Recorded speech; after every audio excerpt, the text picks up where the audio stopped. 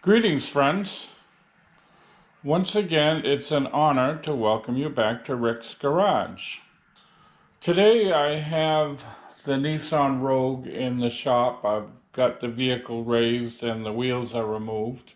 What I'm doing today, the main objective here is to change the oil.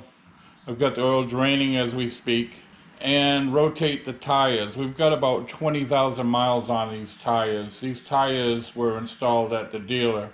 The reason I'm making this video is now that I'm retired, I never drive very fast. This car is a car that I purchased for my wife. She drives it. I took it the other day for a doctor's appointment that I was running a little late for, and I was up on the highway and I started to approach 70, maybe 72, 73 miles an hour, and the car started to vibrate a little bit. That indicates to me that she has a tire that's out of balance. Now, it's not out of balance by very much. If you've got a tire that's badly out of balance, it's going to start to hop maybe 55, 60 miles an hour, but I didn't detect anything till we were past 70 miles an hour. So we got a tire that's slightly out of balance. What I want to talk to you about is how to tell which tire it is. You've probably been in this situation many, many times. You're driving the highway, you know you got a wheel that's out of balance, but you're not sure which one it is. When I decided I was going to rotate the tires and change the oil, I figured with the wheels off anyway, I'd put them all on my computerized wheel balancer to find out which one it is. Well, I didn't need to do that. The tire themselves will tell you which one of them is out of balance. I'll show you what I'm talking about.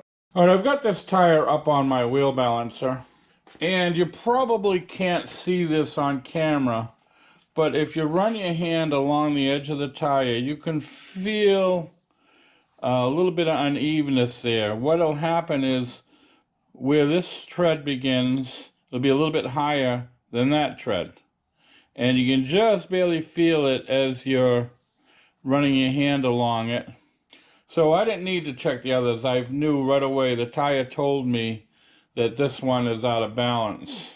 I take my dial calipers and I put them on the tread right here on the edge, and I'm getting 225 thousandths thereabouts, if you can see that. Now what I'm going to do is I'm going to put it on the very next tread and take a measurement, and I'm getting 180 thousandths. So I'm getting about a 40 thousandths difference from one tread to the other. That's called cupping or scalloping. Now it's very, very light right now. If you don't take care of the situation with the out of balance tire, it's going to get worse.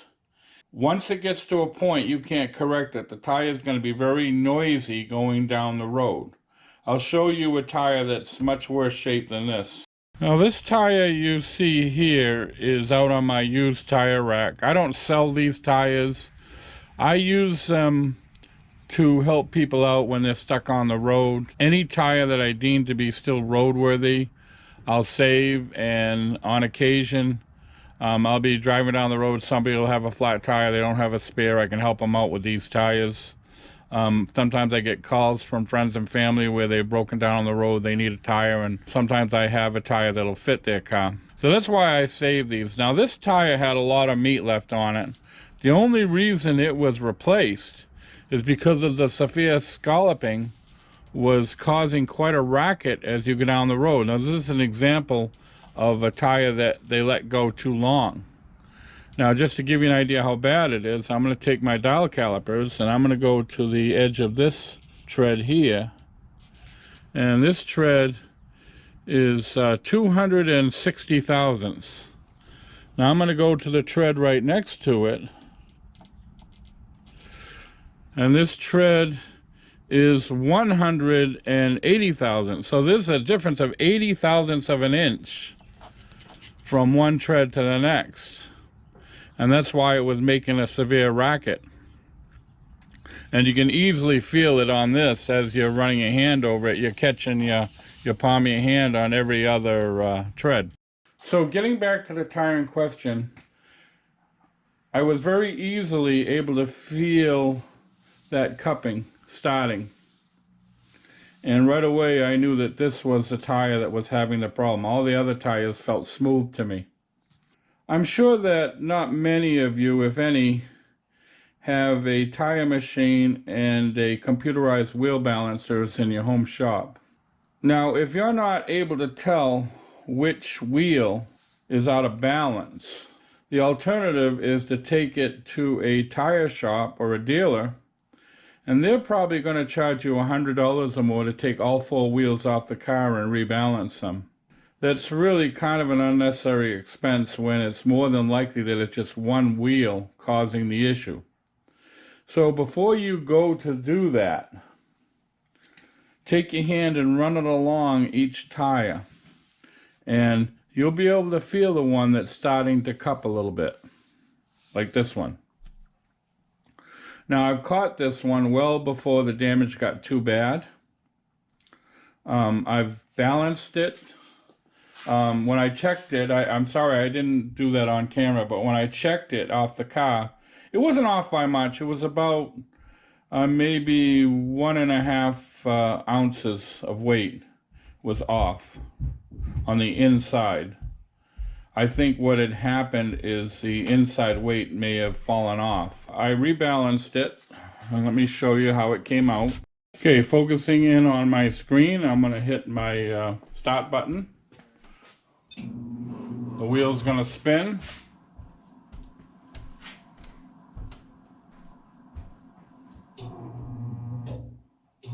And you see it's 0, 0.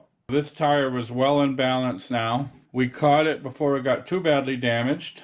So I caught this very much in time. It wasn't too bad to begin with. Like I say, it was only off by 1.5 ounces. And the cupping is very, very minor. The tire, as of yet, is not making any noise as you go down the road. So in rotating these tires, I'm going to crisscross them. Now, some tires you cannot do that because they're directional. These are not directional tires, so I can crisscross them. This was on the driver's side rear.